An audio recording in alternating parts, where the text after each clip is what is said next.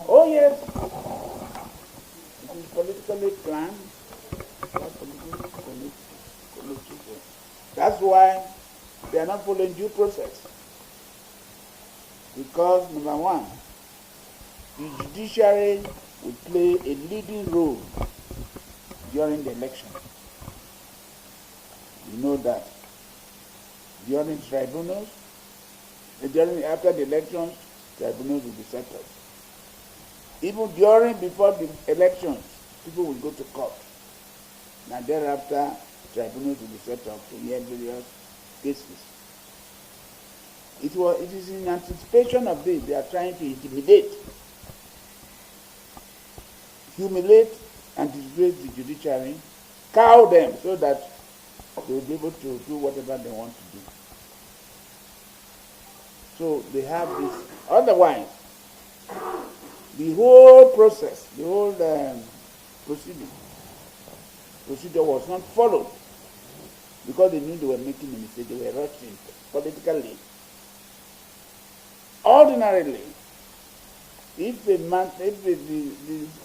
Code of Conduct Bureau is going to recommend a person for trial at the CCT, there is a certain procedure to follow. Let's say in the case of the CJN, that petition written must go to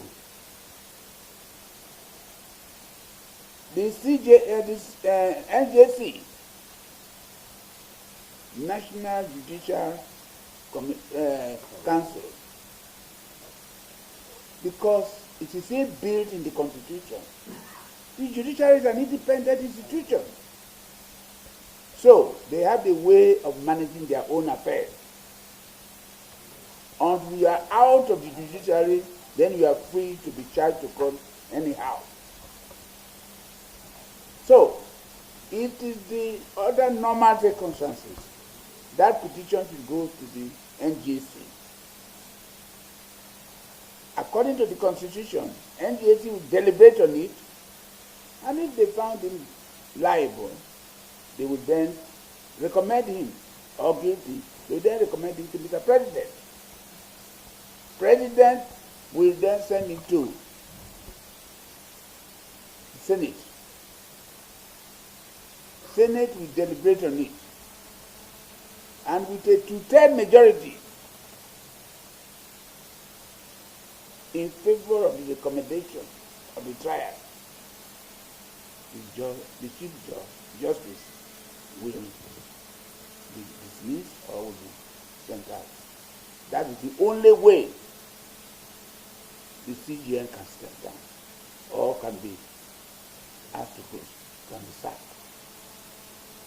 They are not following that. Okay, granting it is not the CJN, it is just an ordinary person who is not a judicial officer, a justice. The CCB will receive the petition. The petition will go to the chairman of the CCB. There are about 5 commissioners of equal status. The man in charge of assets or something like that, the chairman will then minute on it to him. He will then, the commissioner will send it to the director of administration, who is a civil servant. That will go from the director to the desk officer. After that, it will then, after all those minutes, it will come back to the chairman. Then the law says, the bureau must invite the affected person. The man the report is against. He will then come to the bureau, sit with them, and they will question me, why did you not complete this? You did this, you made a mistake, this, you did this, or you deliberated this. The man will defend himself. If, like as what the CJN said, he forgot something or so, They will say, will you correct it? Then we will correct it. That's the end of the case. But if they decide that there's some criminal ingredient in the whole thing, they will now, their legal advisor in the bureau will then look into the matter, prepare the charges, and send it to the CCT. This will take at least 21 to 28 days, not 4 days. You receive petition on Friday. Let's say on the 9th. On the 10th, you access on it. Then you now fix a date, the 4th day. That shows they are acting with impunity, outside the law, political. Have I answered your question? Yes, excellent. So that is the position. Now the question is again, they said he must come to the CCT to defend himself. All they wanted to do, bring the CJN to the CCT, put him on the dock, and said, oh yes, get a joint, get someone to bail you. Then will the CA be able to go back to the court and to his high office? So the Supreme Court has decided where there is a criminal case against anybody, like the one they are talking about, the CJN. If a case of jurisdiction is raised by the defendant or accused, he need not go to Supreme Court until the issue of jurisdiction is decided. CCT is an inferior court, not a superior court. So these people are just doing things, taking advantage of their political advantage, and it won't work. Thank you. Thank you, sir. How is the Southside region taking this? You heard what our governor said. The South governors met, with the exception of Edo, their APC. I expected him to behave as a patriot. But let me give you an example. The governor of Bengal State, Professor Ali, isn't it? Ambus Ali, took Shagari to court on this derivation. Okilo, Medford Okilo, the governor of Rivers State, MPN, joined him to proceed that case. Simply because you are APC, the Chief Justice of Nigeria from your region, you are a governor, you don't want to attend. I'm ashamed of all of them. Those of them who are behaving like that. Look at what Sagi, eminent lawyer, son, is supporting what he knows is evil, simply because of literacy. He is an activist. In those days, I never knew that people were looking for offices of the past. Once they get that office, you now know their true colors. So we will succeed. Nobody can push the CJN out except God, except the procedure is followed and is found guilty. Thank you. Thank you, sir. One last question. I'm still sorry election. What are your thoughts? Why should Because of all this that is happening. Yes, we have fears.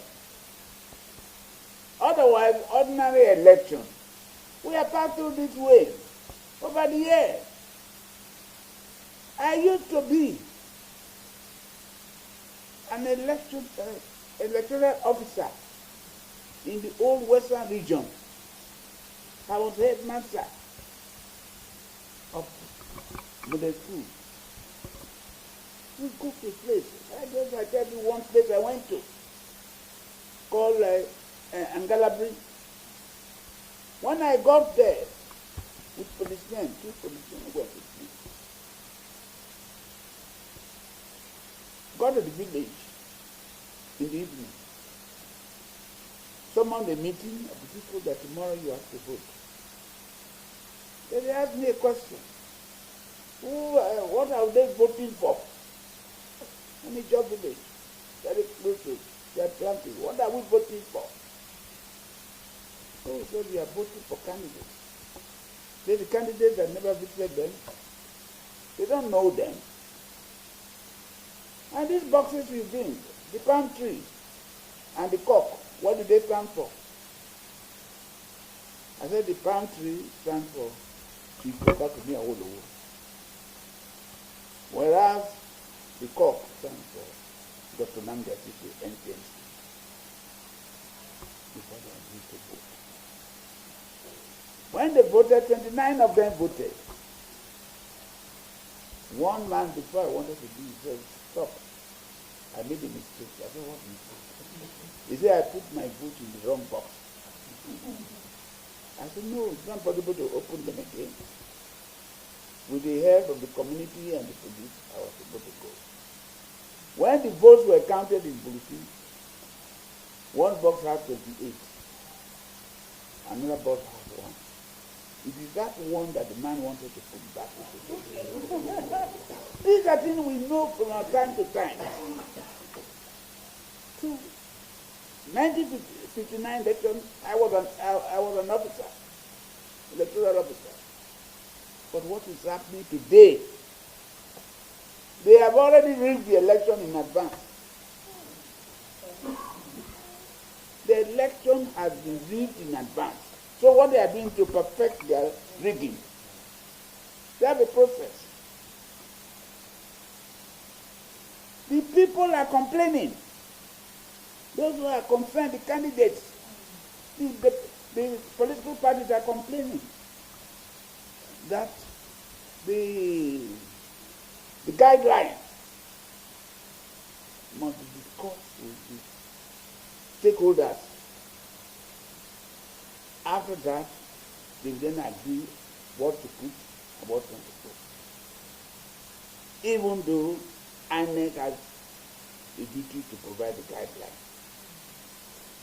But the people are already complaining now that the guidelines have been made, they've been produced.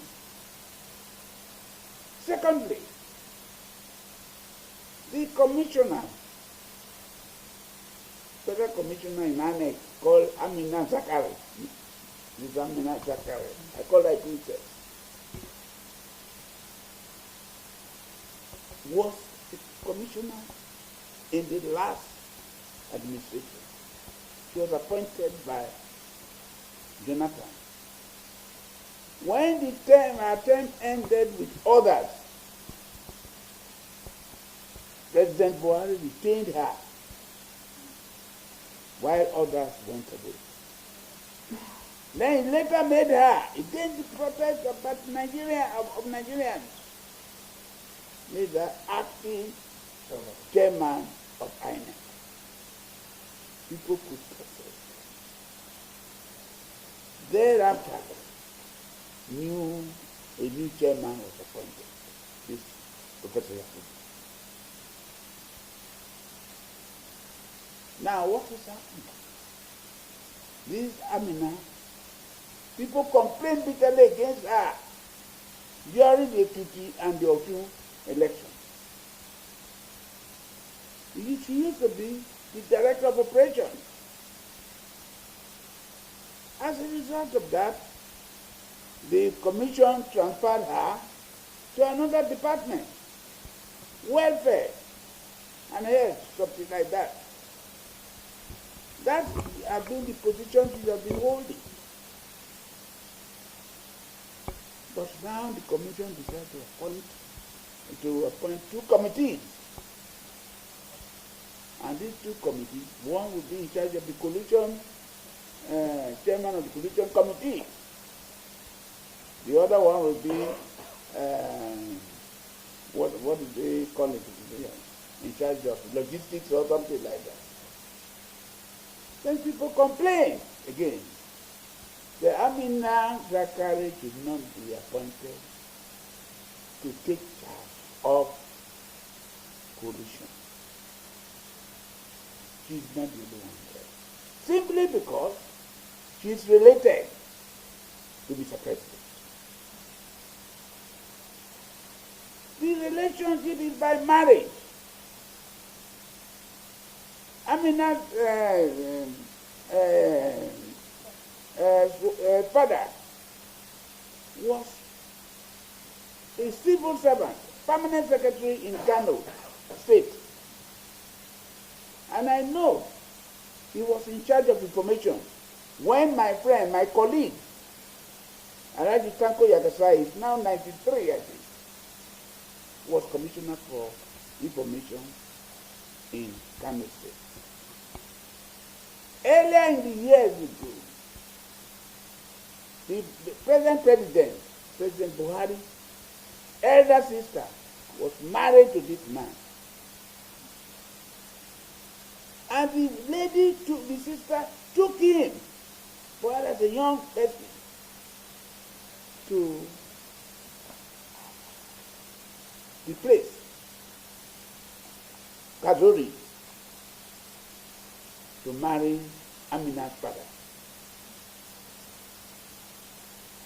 Buhari, therefore, was an adopted son of the Kazori. When the marriage separated, the sister went home. Buhari remained in home. He was educated by Amina's father. In fact, Amina's younger brother also stayed in Buhari's town, Daura. So the relationship has been very close. When Buhari was the chairman of PTF, Amina was there. Today, Amina is commissioner in INEC. His younger brother, who stayed in Daura with the Buhari, is the Minister of Water Resources. Same mother. So that's why people are complaining. This relationship should not be the type of relationship that we sit down innocently, unconcerned, and it will be neutral. Natural justice, but we see it to be natural justice to be done. That is the complaint. So now we now see the third one, that the Chief Justice of Nigeria, humiliating and intimidate the judiciary and put someone who will do our bid. So the whole thing is political from the statement of yesterday.